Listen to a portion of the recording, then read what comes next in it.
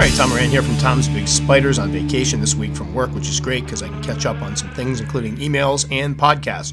So one of the ones I want to do today is basically a Q&A where I answer some questions that people have thrown out on either Facebook or my blog or on YouTube. And some of these, unfortunately, are just not long enough to support an entire podcast by themselves. So what happens is I collect a few of them on a notebook where I write them down. And once I get enough that I think I can make a podcast out of them, we'll do it that way.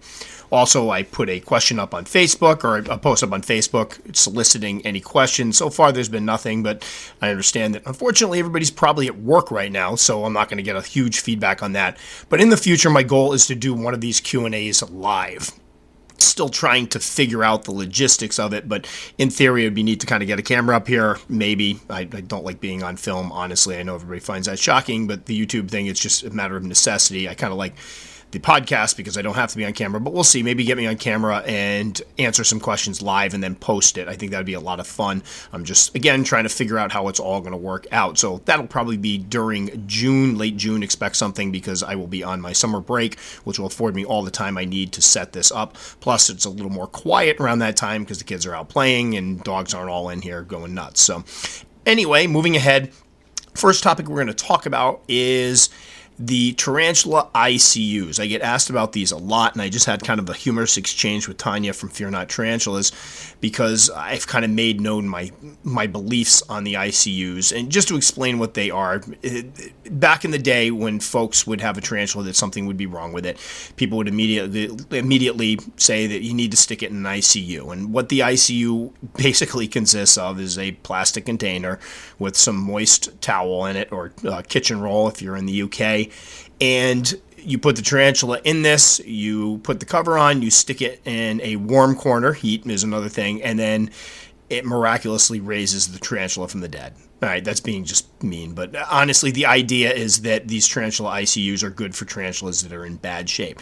Now, again, I'm not going to have this whole thing be bashing ICUs because I do think there are some instances where they work, and I'm going to call myself out. Recently, I had a situation with Theraphosa blondi that wasn't doing well, and against my normal beliefs, I did try to stick it in kind of an ICU. It was a last-ditch effort. So I totally get when folks have a sick tarantula why this idea appeals to them and why they try it. Because as I've discussed in YouTube videos and in my blog, these are not the most expressive creatures. When my dogs are sick, it's pretty obvious. They're mopey, they're lethargic, they might be throwing up, they might have diarrhea. I can't believe we just went there and here, but there's signs that something's wrong. With tarantulas, they pretty much just, puttering along, they seem fine, and next thing you know it, they're not fine. And we have very limited time and very limited ability to honestly diagnose what is wrong with them.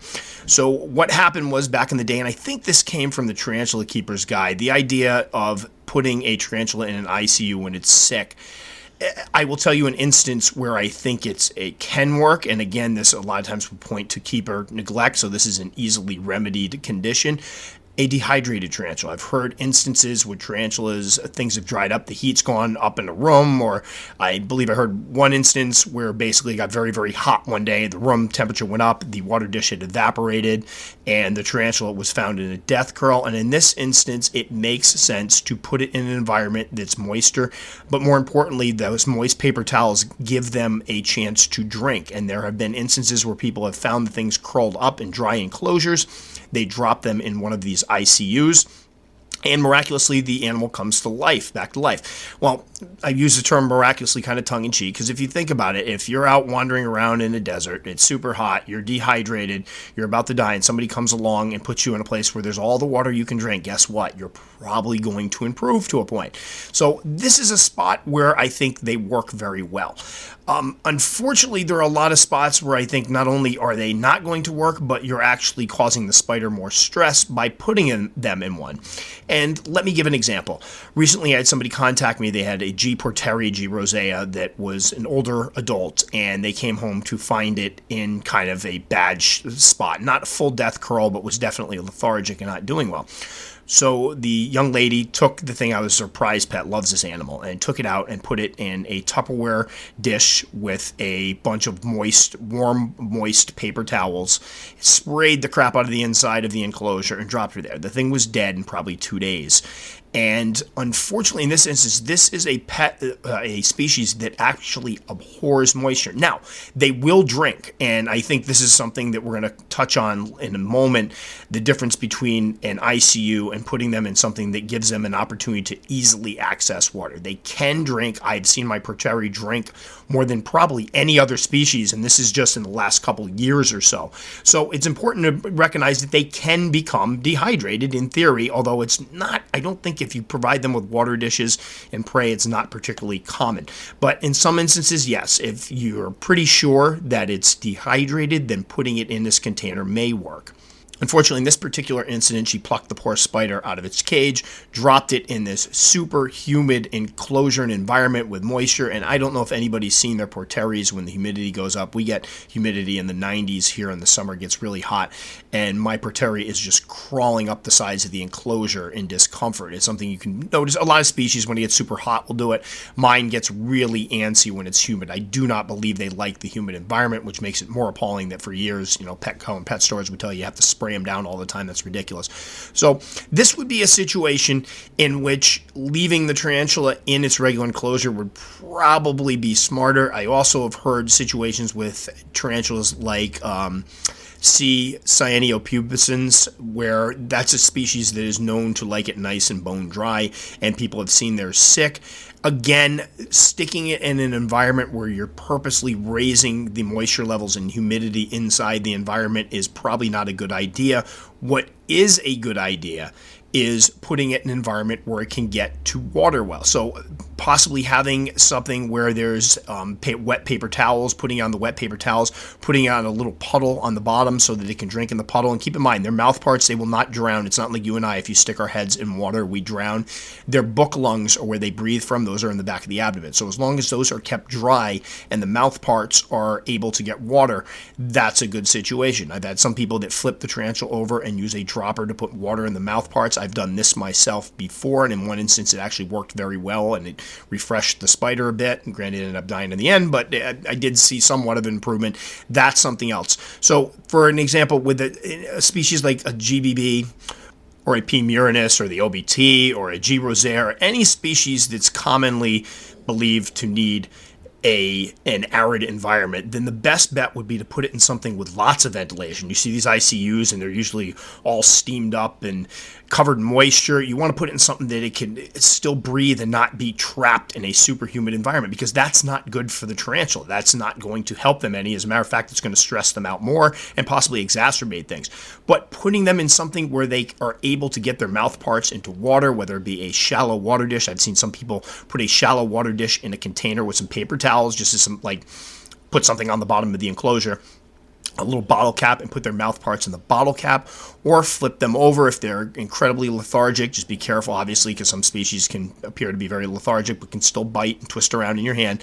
But to flip them over and use an eyedropper or pipette, whatever you pronounce it, to put some water in their mouth parts would make more sense. But putting some of these animals, pulling some of these arid species out, sticking them in, and if you see pictures of them, they are ridiculously moist, because back then the idea was the moister the better, and that's only true for some species. If, however, it was an Asian species, maybe they have a C. lividus that is not looking really well and might be dehydrated, then that situation it would probably do quite well in. Would I do this with an avicularia species, a young one, especially a young one? Absolutely not. I would probably kill it immediately. So things to think about. It kind of reminds me, we joke at my school, I teach at a high school, and the school nurses are fantastically talented people, but because of certain restrictions about what they can and can't do for kids, the running joke is that if you go to the school nurse, no matter what your injury, the most you're going to get is a Band-Aid, a bag of ice, or some graham crackers. And it's kind of been a running joke with us that it's just the one size fits all, because they can only do so much legally to help kids. So kids will go in with a headache, they will come back out with graham crackers. I don't know, maybe they're hungry or something. The kids will go in with, a cut on their arm, it's Band-Aid. Kids will go in with, we had kids that have, upset stomachs. They lay down a little bit and they give them some ice sometimes. And I'm kind of over exaggerating, but it's been kind of a running joke that there's only so much they can do. This is kind of like what I see the ICUs as. We're not sure what's wrong with them. We're kind of in a situation where we have to guess what's wrong. We have limited ways to treat them. So the be-all and end-all is, well, my tarantula is sick. It's not doing well. There's obviously something wrong with it. Let's drop it into a container with a bunch of moisture and maybe it'll fix it. And again, I get why people do it. I'm calling myself out. I just did this recently. Granted, it was the enclosure had a lot of airflow. I did put it in a warm corner, and the whole point was to try to get the tarantula to drink. I basically put its mouth parts in water. But we have to figure in some instances, this isn't it's not only not going to help, but it's going to exacerbate the issue. So I think before we use ICUs, I do believe, again, I just want to restate, there are instances where they help. We want to do our best as keepers to try to figure out what might be causing the situation, and is this a situation in which an ICU would help.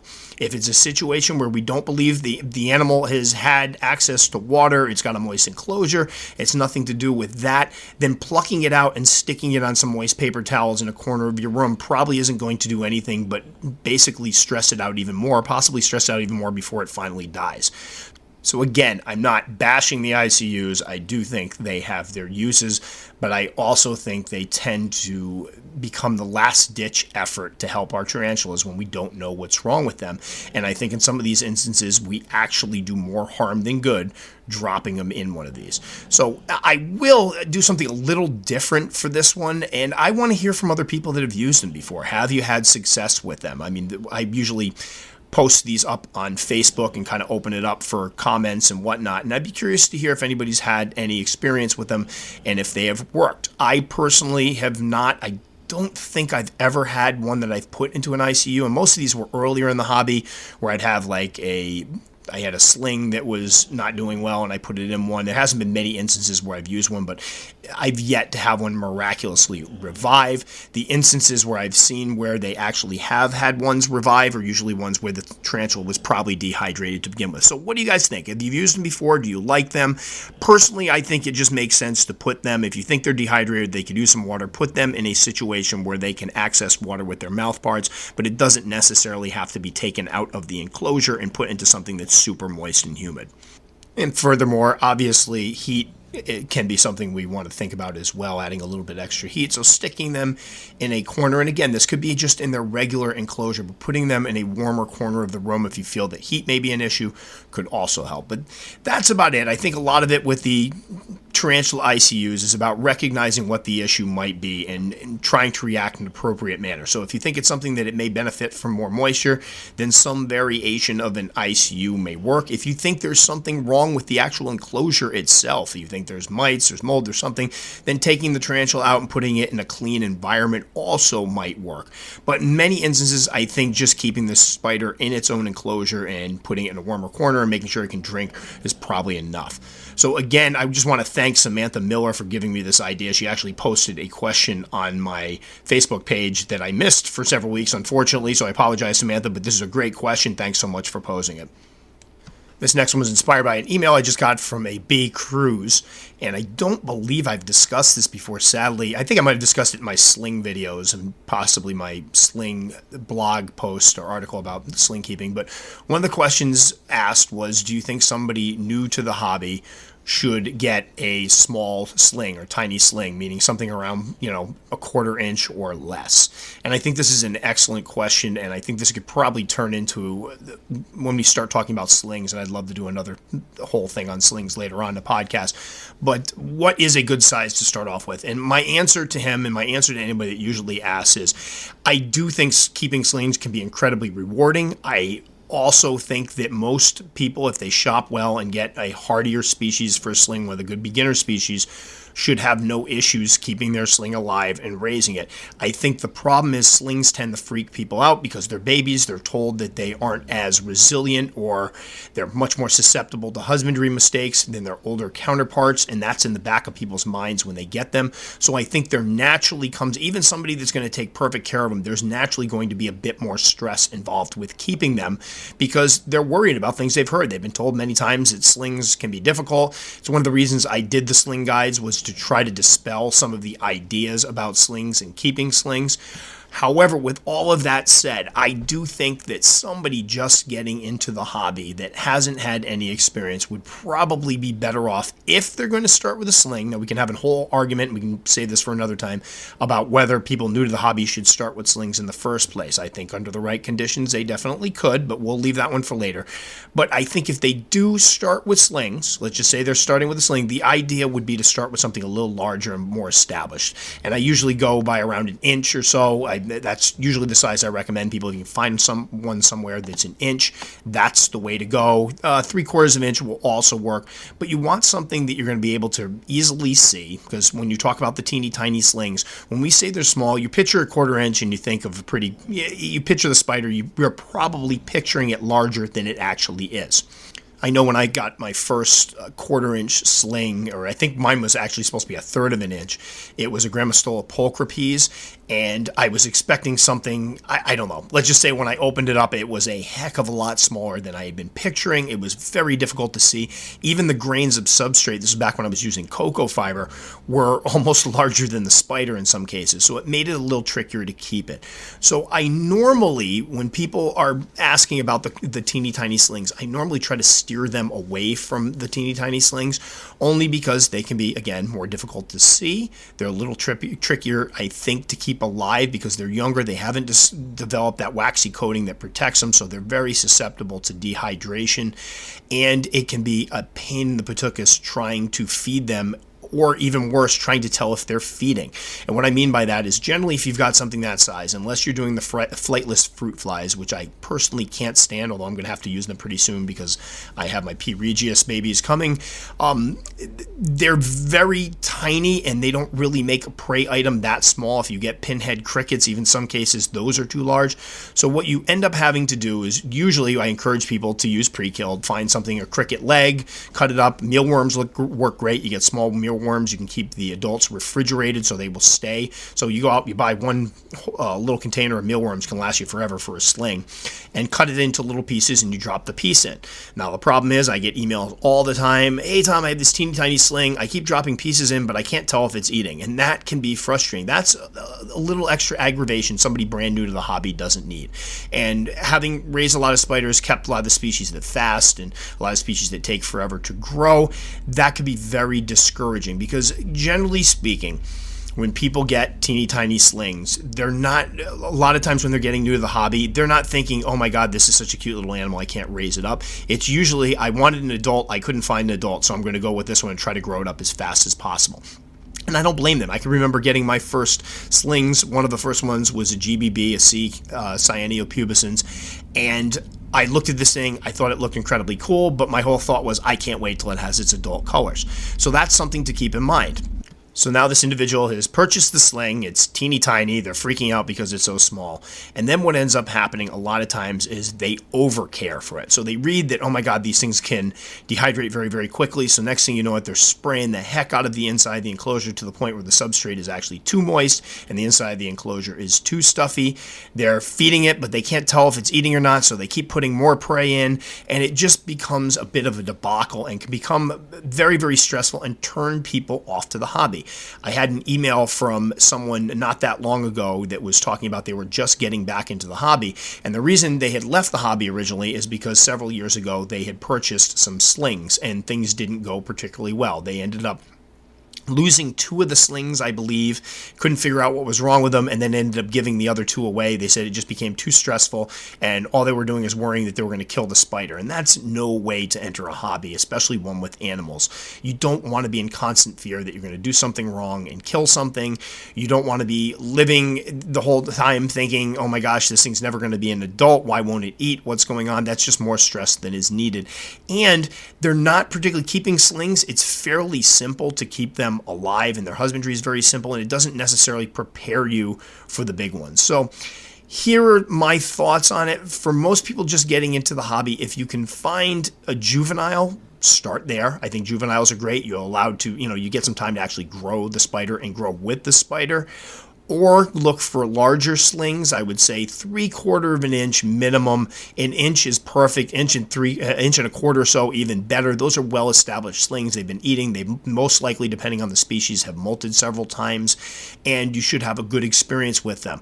Also, I found that some of the Brachypelma and Aphonopelma species and Grammostola species grow incredibly slow when they are at the 1/4 inch mark or below. These are this is the period where they take forever to grow, and that can be incredibly stressful. I had 2 G poker peas that were about 3/4 of an inch, or a third of an inch, take 6 months off eating during the winter. I assume both of them were dead, and I've shared this story many, many times. Had those been my first 2 tarantulas, I probably would not have gotten it as into the hobby as I did, because they freaked me out. I just assumed they were dead. I didn't know what to do with them at the time, and I had raised a few at this point. I've never seen anything grow so slowly. I also had a G Porteri sling that is now, I believe I've had her for 4 years, and she's about an inch, maybe an inch and a quarter, so that's how little growth she got. So people that are buying a lot of the beginner species, especially, the Grammostola, Brachypelmas, Aphonopelmas, are not only getting a very small spider, they're also going to get a very small spider that is probably going to stay very small for a very long time. That can be discouraging. So when looking for these species, I know it can be tough, and I know sometimes we can't get the ones we want, and sometimes you just got to ask yourself, like in the instance of the Grammostola pulchras that are out there, is it something you're going to want later on? Then you may want to take the chance and buy a small one, because you're not going to be able to find it. But in most cases, start a little bit larger with the slings. Try to stay away from those teeny tiny ones until you have some experience and you have some, quite frankly, other tarantulas to worry about, so you don't spend all your time worrying about them. And finally, there's one more thing I want to address this episode, and it's come up recently, is shipping and what constitutes legal shipping and what constitutes illegal shipping. And I'm going to need to make it very clear in this one that if you ship any inverts, or basically tarantulas, using the United States Postal Service, that is considered illegal. That is a federal crime. Now, I'm sure a lot of people out there are freaking out right now, so hear me out before you totally freak out about it. Here's the deal. The law basically says that you can't transport poisonous arachnids through the U.S. Postal Service. Now, we can all basically banter about the fact and argue the fact that poisonous means it has to be ingested, and these animals are venomous, but it doesn't matter. This has been pushed before. Right now, the federal government doesn't consider tarantulas to be venomous. However, as far as U.S. Postal Service is concerned, they are venomous animals, and they cannot be shipped legally. Now, here's where things get interesting. Obviously, a lot of people out there right now are probably scratching their heads and going, but wait a minute, I can think of some instances where I've bought ones off of Arachnoboards and they've said publicly that they are shipping, and I can think of a major dealer that ships this way. That is true, and obviously we can argue about how likely it is that somebody gets busted for this until we're blue in the face, and this is a topic that I will definitely be covering later on in more depth, because I have some things I'd like to say about it. However, what's come up is the fact that I have promoted through Tom's Big Spiders many dealers over the years, and a couple I really put my all behind because they have been absolutely fantastic to me. Great service, great communication. They've helped me out. And unfortunately, one of the dealers I've worked with quite a bit and been promoting quite a bit ships using United States Postal Service. Now, to be clear, when I first started ordering, I had no idea this was illegal, and this is where the problem arises. When I first saw it, I was looking online for places to order from. I saw the shipping was a little bit cheaper. I had no idea that it was illegal to ship through the United States Postal Service, and you know what? I probably should have looked that up and did more research. But when you see somebody blatantly, online, here it is, we ship this United States Postal Service, you would assume that a business that big, if it was an issue, would be shut down by the federal government, basically. So I ordered for quite a few years before I found out, after talking to my dad, who worked in the Postal Service, and somebody else, that it was in fact illegal. So I stopped doing it. However, what has been brought to my attention, which I feel absolutely terrible about, is that some people will go on my site, see who I recommend, buy from these people, and never think in a million years that Tom Moran would recommend somebody that is shipping illegally. And that bothers me a lot. I never even considered it. I was thinking more about who's going to take care of these people that are new to the hobby, who's going to answer their questions, who's going to give them a good experience. That's all I was thinking of. I forgot to revisit this after I learned that it was illegal and mention that. And that bothers me a great deal. So it came up, it's come up on apparently some Facebook groups. It's come up on the Tarantula YouTubers Facebook groups, the fact that people are buying these and don't know the difference. Now, if somebody chooses to ignore this and order anyway, it's fine. That's completely on you. I'm not going to sit there and admonish you for it. Shipping can be expensive. I understand why people do it and take the chance. And I also understand how people might be looking at this and thinking, God, the state of the U.S. Post Office, they're losing so much money right now. They probably strategically turn a blind eye to a lot of this. And I can tell you, my post office, I'd gotten things in the past and said, yeah, it's Tarantula, and nobody batted an eyelash at it. They didn't care. I have a funny feeling that the individual that is shipping these, and I will just say I know that this individual that uses this, I've spoken about this in depth with that person, and they have some great arguments as to why this is ridiculous. And I agree to a point. Someday I hope the hobby gets big enough that we can fight for things like this and tell people these aren't monsters. They are not going to kill you, that we should be able to ship them. You can ship scorpions legally as long as I believe they're being used for medical purposes. And some of those can really put a hurting on you much more than many of the species of tarantulas. And I believe there was a case where somebody pushed it and said this should be completely limited to old world Zen if they're worried about the venom. But basically the argument came down to they're not going to bother figuring out whether it's an old world or a new world, and the law still stands. So as it stands right now, it is illegal to ship U.S. Postal Service. Again, going back to it, the person that does this has contacted lawyers, has contacted Fish and Game, has contacted people in the federal government, gets many mixed messages, and obviously has been very vocal about this, so should be on their radar and has not been busted. But there have been instances of people who have had things shipped U.S. Post Office, and when they disclose what it is, that can get them into trouble. So Buddy Dave over at Erie Arachnids had a situation where they asked what he shipped, and he said a tarantula, and they told him flat out, that's illegal, don't do it again. So that could be some scary stuff. Did he get busted? No. Technically, he didn't get arrested or anything like that, but they definitely admonished him for it, and I believe checked packages after the fact. So that's what you're opening yourself up to. Not only fines, not only being arrested. Again, although the U.S. government doesn't seem to be actively pursuing this right now, and obviously the first place they could start off with is the people shipping them, one never knows when somebody is going to, some clerk or something's going to go, oh, there's a transfer, call the main office, and it turns into a big deal. So this is coming from me, Tom Moran from Thomas Big Spiders. If you ship using the U.S. Post Office, whether it be on Flora Classifieds or people that ship that way, arachnoboards, you'll see people shipping that way. Obviously, a big dealer ships that way. Do not, if you choose that option, you're doing something illegal. I would advise you not pay a little extra money, do it the right way. Little note, though, for folks, if you're shipping FedEx is basically the go-to for this hobby for shipping tarantulas right now, but you need to be aware that it is against their policy. So what that means is if you get caught shipping tarantulas through FedEx, you're not breaking a federal law. You are breaking the terms of their service, however, and things can get icky for you that way. And if I'm not mistaken, FedEx says you're supposed to label when you're shipping something live. So technically, you should be putting tarantula on the side, which would make your package against FedEx policy, and they shouldn't ship it, or you could get in trouble for it. So just keep that in mind. You got to be careful there, too. I'm not going to encourage somebody to break company rules, as I don't want to encourage people to break laws, but that is why people go with FedEx. And I do believe FedEx turns a blind eye to it in many instances. That's a big source of their business right now. It's sad because whoever would pick up the torch here, if the U.S. Post Office would re-examine this and open it up, they'd probably be making quite a bit of money for people that want to save a little bit of money from FedEx. But keep that in mind now. I believe Delta Dash, I want to say, is the only one that allows you to ship legally. I could be wrong on that one. I will double check. But there is one service that does it, but it is very, very pricey and can be difficult finding places to ship to. So to encapsulate on this one, for anyone who has been ordering and didn't, have been going by my recommendations and feels like they have ordered something and have unwittingly broken the law because of it, my heartfelt apologies. Please know I didn't have to do this. I've gone through my website and tweaked a lot of things. I've taken some things off of it now because I can no longer endorse places, unfortunately, that do this. As much as I think they are fantastic people, hopefully they'll turn around and put a disclaimer on their site.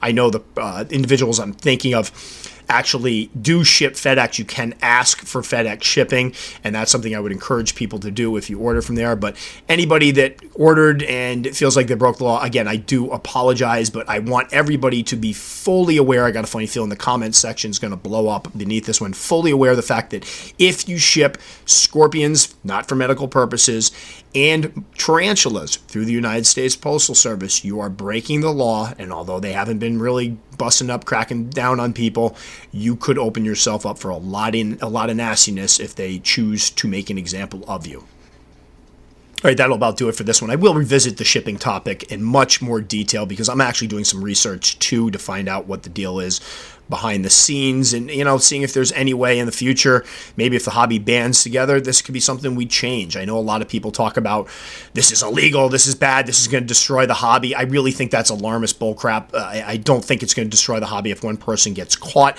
It may make them a little more cognizant. If they decide to come down on it, they're going to come down on anybody that's shipping that way. But I don't think the U.S. is so disorganized right now. The idea of everything going on that somebody's going to go, oh my God, these people have been shipping tarantulas, let's ban tarantulas.